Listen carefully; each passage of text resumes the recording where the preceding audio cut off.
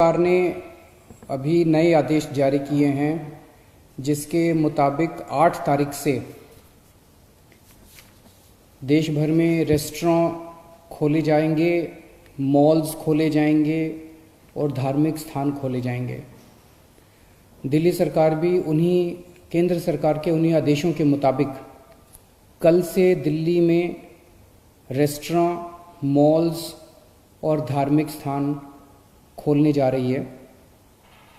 लेकिन जब ये खोले जाएंगे तो वहाँ पे सोशल डिस्टेंसिंग के क्या क्या स्टेप्स उठाने होंगे, मास्क पहनना होगा, जितने भी एहतियात बरतने के लिए केंद्र सरकार की एक्सपर्ट्स ने, केंद्र सरकार ने जो आदेश दिए हैं, उन सारे स्टेप्स को दिल्ली सरकार लागू करने जा रही है और वो ऑर्डर अभी थोड़ी देर के बाद लागू हो जाएंगे।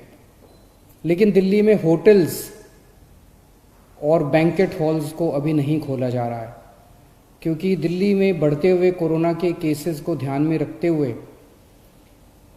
आने वाले समय में हो सकता है हमें कई होटल्स और बैंकेट हॉल्स को हॉस्पिटल्स के साथ अटैच करके उनको हॉस्पिटल्स में कन्वर्ट करना पड़े। इसके मद्देनज़र अभी होटल्स और बैंकेट हॉल्स को नहीं खोला जा रहा। धीरे धीरे हम सब लोगों ने मिलके अपनी अर्थव्यवस्था तो खोल ली, बहुत सारी ढील दे दी लॉकडाउन के अंदर। लेकिन लॉकडाउन में ढील देने का ये मतलब नहीं है कि कोरोना ख़त्म हो गया। कोरोना भी बड़ी तेज़ी से बढ़ रहा है। इसीलिए मेरी आप सब लोगों से हाथ जोड़ के विनती है कि जो भी एहतियात बरतने के लिए 3 चीज़ें बार बार कही जा रही हैं, सोशल डिस्टेंसिंग बरतें, मास्क पहने। मैं देखता हूं कि कई लोग घर के बाहर निकल रहे हैं बिना मास्क पहने हुए।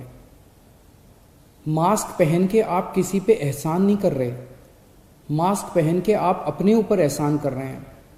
अगर आप एहतियात बरतेंगे तो आप कोरोना से बच सकते हैं। सोशल डिस्टेंसिंग, मास्क और बार बार हाथ को धोना, ये 3 चीज़ें अपने को अच्छे से करनी है। लेकिन मेरी सबसे ज़्यादा बड़ी विनती बुजुर्गों से है। सभी बुजुर्गों से मेरी हाथ जोड़ के विनती है, आप ये मान के चले कि आपके लिए लॉकडाउन ख़त्म नहीं हुआ, अभी भी आपके लिए लॉकडाउन है और आपके लिए तो और ज़्यादा लॉकडाउन है। सख्ती से लॉकडाउन करना है। मान लीजिए आपके घर में आपके बच्चे हैं, थोड़े दिन के लिए बच्चों से इंटरेक्ट करना बंद कर दीजिए, अपने घर के अन्य सदस्यों से इंटरेक्ट करना बंद कर दीजिए, एक ही कमरे में रहिए। अगर ज़रूरत है तो एक बारी बाहर राउंड लगा आइए, लेकिन किसी के साथ भी इंटरेक्ट मत कीजिए किसी भी तरह से। बुज़ुर्ग सबसे ज़्यादा, जितनी मौतें हो रही हैं उनमें सबसे ज़्यादा बुज़ुर्ग हैं।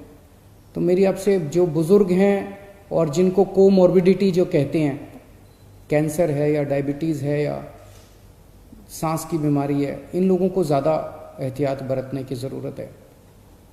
पिछले हफ्ते मैंने आप सब लोगों से एक और चीज़ है, कल से दिल्ली के बॉर्डर्स खोले जा रहे हैं।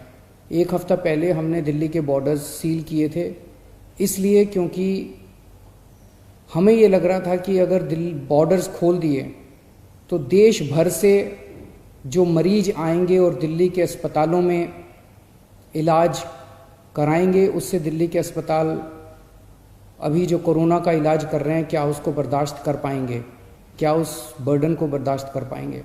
इस वजह से बॉर्डर्स को सील किया गया था। कल से दिल्ली के बॉर्डर्स को खोला जा रहा है।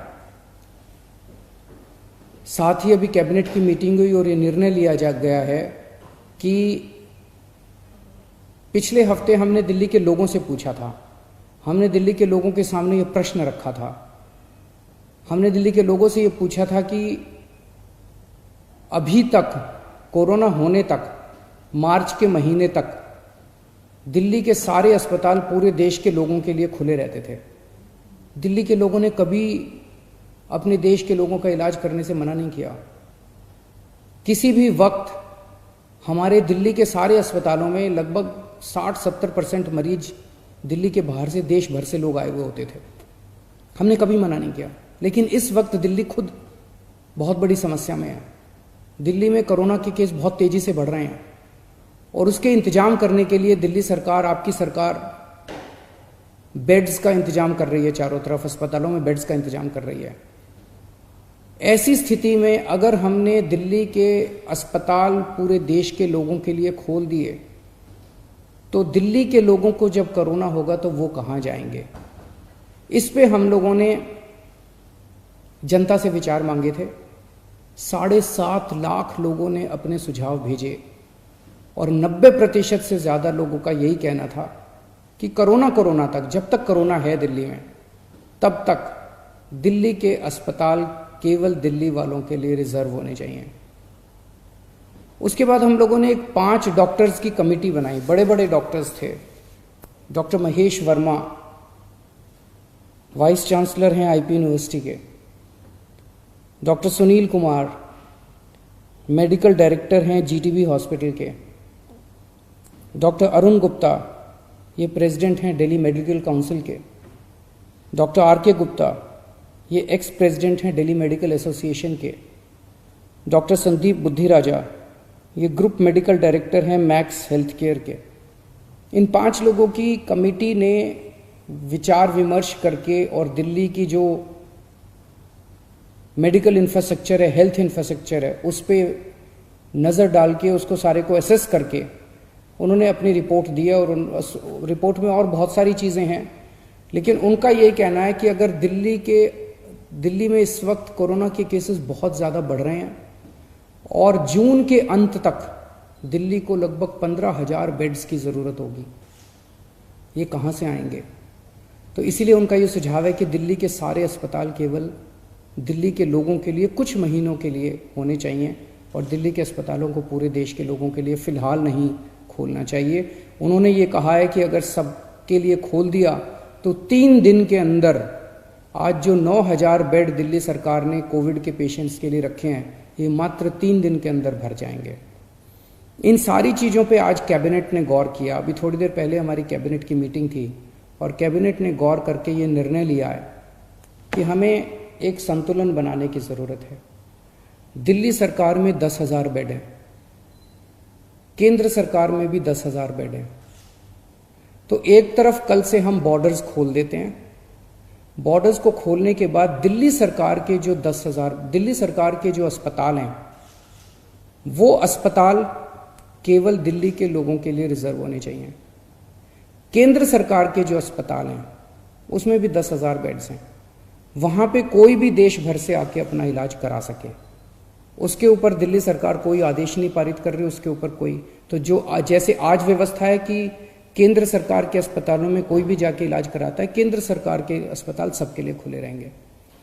प्राइवेट अस्पताल केवल दिल्ली वालों के लिए रिजर्व रहेंगे कोरोना तक। लेकिन कुछ प्राइवेट अस्पताल ऐसे हैं जो स्पेशल किस्म की सर्जरी करते हैं, जो सर्जरी बाकी देश भर में अवेलेबल नहीं है और लोगों को अपनी जान बचाने के लिए दिल्ली आना पड़ता है। जैसे ऑन्कोलॉजी सर्जरीज हैं, ट्रांसप्लांटेशन है, न्यूरो सर्जरीज हैं। इस किस्म की कुछ सर्जरीज जो कुछ चंद अस्पताल करते हैं, उन सर्जरीज के लिए देश भर से लोग अगर दिल्ली आके अपनी सर्जरी करवाते हैं, वो पूरे देश के लोगों के लिए खुला रहेगा। तो मुझे लगता है कि ये एक बैलेंस है जिसमें दिल्ली वालों के हितों की भी रक्षा होगी और देश भर से अपने जो नागरिक दिल्ली आके अपना इलाज कराना चाहते हैं उनके हितों की भी रक्षा होगी। बहुत बहुत शुक्रिया।